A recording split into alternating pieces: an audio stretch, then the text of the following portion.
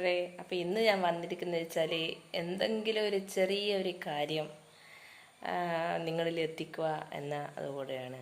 അപ്പോൾ എൻ്റെ മനസ്സിൽ ഇന്നുള്ളത് എന്ന് വെച്ചാൽ നമ്മൾ കർക്കിടകത്തിൽ എന്തിനാണ് എന്തെങ്കിലും ഒരു പാരായണം ചെയ്യേണ്ട ആവശ്യകത എന്താണെന്നുള്ളത് നിങ്ങൾക്കറിയാവോ? അതായത് കർക്കിടക മാസം നല്ല പുണ്യമാസമായിട്ടാണ് നമ്മുടെ ഹിന്ദുക്കളിലൊക്കെ കണ്ടുവരുന്നത് അല്ലേ.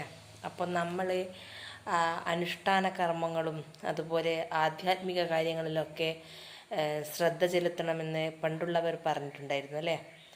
അപ്പോൾ നമുക്ക് ഏറ്റവും നല്ല ഒരു മാർഗമായിട്ട് രാവിലെ കാലത്തെണീച്ചിട്ട് നമ്മുടെ പ്രഭാത കൃത്യങ്ങളൊക്കെ കഴിഞ്ഞിട്ട് പാരായണം ചൊല്ലിയാൽ നമ്മുടെ അന്നത്തെ ദിവസം മാത്രമല്ല ഇനി വരുന്ന ദിവസങ്ങളിലൊക്കെ നമുക്കൊരു അച്ചടക്കം ഉണ്ടായിത്തീരും.